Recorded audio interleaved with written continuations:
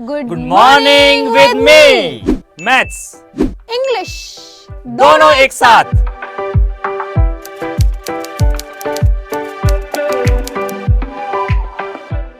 Hello, good morning, नमस्कार, जय हिंद। दोस्तों, आज आपके सामने बहुत अच्छा एक क्वेश्चन लेकर आया हूं जो कि सिंपलीफिकेशन का है और एग्जाम में काफी बार आया हुआ है। तो गाइज, आज ये फॉर्मूला बेस्ड क्वेश्चन है। सबसे पहले मैं चाहूंगा कि आप लोग इस वीडियो को पॉज करें और खुद सॉल्व करें और देखें कि आप इसको किस तरह से सॉल्व कर रहे हैं, फिर आप क्वेश्चन को करें। चलिए, मुझे उम्मीद है कि आप लोगों ने कर लिया होगा। चलिए, अब मैं यहां पर आपको कराता हूं। गाइज, इस क्वेश्चन को करना है, इसका हमें स्क्वायर रूट फाइंड करना है। तो गाइज, हमें करना क्या होगा, ये 0.4 का क्यूब, ये 0.2 का क्यूब है और ये है 0.4 का स्क्वायर माइनस 0.2 का square divided bye 0.4 square, 0.4 into 0.2। इसको हम कुछ इस तरह से लिख सकते हैं और ये 0.2 का स्क्वायर है एंड गाइज ये है 0.4 प्लस 0.2 का होल क्यूब। अब हम एक काम करते हैं, लिखने की सहूलियत के लिए और कोई रीजन नहीं है, x को लेट कर लेते हैं 0.4 और y को लेट कर लेते हैं 0.2।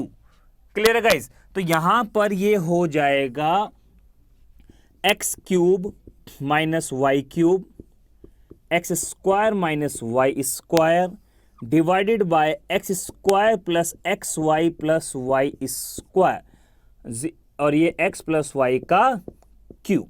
तो गाइज, आपके सामने ये यहां पर हो गया। अब गाइज, इसको जब हम आगे जाके सॉल्व करेंगे तो x cube minus y cube का फॉर्मूला होता है x minus y x square plus x y plus y square. तो जब इससे ये होगा तो यहां पर बच जाएगा आपके पास एक्स माइनस वाई। मैं फिर बता देता हूं, x cube minus y cube का फॉर्मूला होता है x minus y into x square plus x y plus y square. तो उससे कैंसिल हो जाएगा, तो यहां पर एक्स माइनस वाई होगा और इसका फॉर्मूला हम खोल देते हैं यहां पर एक्स माइनस वाई और एक्स प्लस वाई। बिल्कुल ठीक है। अब ये तो कैंसिल हो ही गया है, नीचे बचा x प्लस वाई का होल क्यूब। तो गाइज, x प्लस वाई से x प्लस वाई कैंसिल हो जाएगा, स्क्वायर बचेगा। अब जरा ध्यान से देखें, यहां पे x माइनस वाई का होल स्क्वायर है, यहां पे x प्लस वाई का होल स्क्वायर है। जब इसे बाहर निकालेंगे तो ये x minus y upon x plus y हो जाएगा। तो x की वैल्यू क्या है यहां पर 0.4, 0.2, 0.4, 0.2।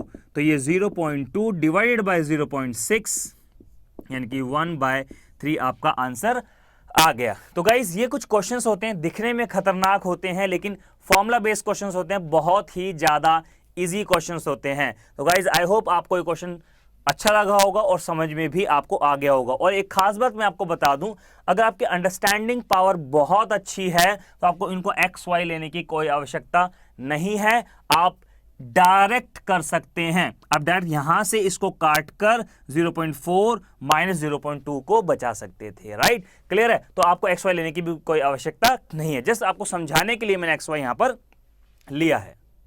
हेलो स्टूडेंट्स, आज हम एक ऐसा क्वेश्चन देखने वाले हैं जिसमें बहुत बच्चे बहुत बार मिस्टेक करते हैं।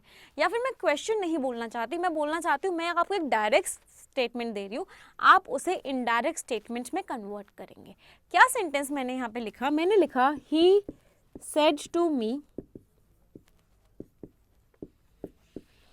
What is your name. He said to me what is your name. इस सेंटेंस, ये हमें सेंटेंस डायरेक्ट स्पीच में दे रखा है, हमें इस सेंटेंस को डायरेक्ट स्पीच से इनडायरेक्ट स्पीच में कन्वर्ट करना है। हम इस सेंटेंस को कैसे कन्वर्ट करेंगे? सबसे पहले तो हम सेड टू को आस्क्ड में चेंज करेंगे। क्यों? क्योंकि ये क्वेश्चन है तो जो हमारी रिपोर्टिंग वर्ब होती है वो हमारे आस्क्ड में चेंज हो जाती है। क्या आएगा? He asked me. आगे What, प्रेजेंट टेंस पास्ट में चेंज हो जाता है, What was my name? He asked me what was my name.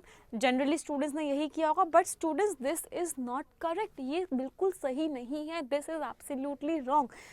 Wrong क्यों है? बहुत ध्यान से समझना रॉन्ग क्यों है। ये गलत इसलिए है क्योंकि हमारी जब भी इनडायरेक्ट स्पीच होती है या जब भी हमारा इनडायरेक्ट स्टेटमेंट होता है, हम उसको स्टेटमेंट बोलते हैं। मतलब इनडायरेक्ट स्पीच जो होती है ना, वो हमेशा और हमेशा हमारा एक स्टेटमेंट होता है। इनडायरेक्ट स्पीच कभी भी क्वेश्चन नहीं होती, इनडायरेक्ट स्पीच हमेशा स्टेटमेंट होता है। अब बात ये आई कि मैम स्टेटमेंट क्या होता है, क्वेश्चन क्या होता है। आप लोग बचपन से पढ़ते आ रहे होंगे कि ये एक क्वेश्चन है, ये एक स्टेटमेंट है। मैंने आपसे पूछा can you sing a song. बहुत बच्चे अभी आंसर मुझे दे रहे होंगे यस और नो। बच्चे क्वेश्चन नहीं पूछ रही हूँ, मैं समझा रही हूँ। मैंने बोला can you sing a song, question है। कैसे पता चला क्वेश्चन है? एक तो इस क्वेश्चन मार्क से पता चला। मुझे कैसे पता चला कि can you sing a song question है? एक तो मुझे इस क्वेश्चन मार्क से पता चला। दूसरा मुझे कैसे पता चला कि क्वेश्चन है? क्वेश्चन के केस में हमेशा जो हेल्पिंग वर्ब होती है वो सब्जेक्ट से पहले आती है। Very very very important concept. Question के केस में हमेशा और हमेशा जो हेल्पिंग वर्ब होती है वो सब्जेक्ट से पहले आती है, लेकिन स्टेटमेंट के केस में हमेशा और हमेशा जो हेल्पिंग वर्ब होती है वो सब्जेक्ट के बाद में आती है। बस एक एक्सेप्शन होता है इन्वर्जन का, जो हम बाद में पढ़ेंगे। अभी के लिए हेल्पिंग वर्ब अगर सब्जेक्ट से पहले, हेल्पिंग वर्ब अगर सब्जेक्ट से बाद में आ रही है तो वो स्टेटमेंट है, और हेल्पिंग वर्ब अगर सब्जेक्ट से पहले आ रही है तो वो क्वेश्चन है। और अभी मैंने आप लोगों को बताया कि इनडायरेक्ट स्पीच हमेशा एक स्टेटमेंट होता है, लेकिन ये तो क्वेश्चन है। क्यों क्वेश्चन है? हेल्पिंग वर्ब देखो कहाँ लगाई है, सब्जेक्ट से पहले लगाई है। गड़बड़ है सेंटेंस, दया ढूंढ के निकालो क्या गड़बड़ है। कैसे सही होगा? ये वॉज यहाँ नहीं आएगा, ये वॉज सब्जेक्ट के बाद आएगा।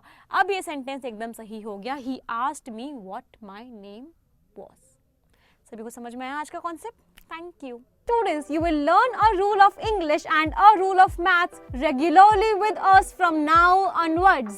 तो गाइज, अगर आपको सेशंस बहुत अच्छे लग रहे हैं तो लाइक करना ना भूलें, और अगर आप ऐसी वीडियोस आगे भी देखना चाहते हैं तो चैनल को सब्सक्राइब करना ना भूलें। You will meet us every day at 7 AM. और शेयर जरूर करो।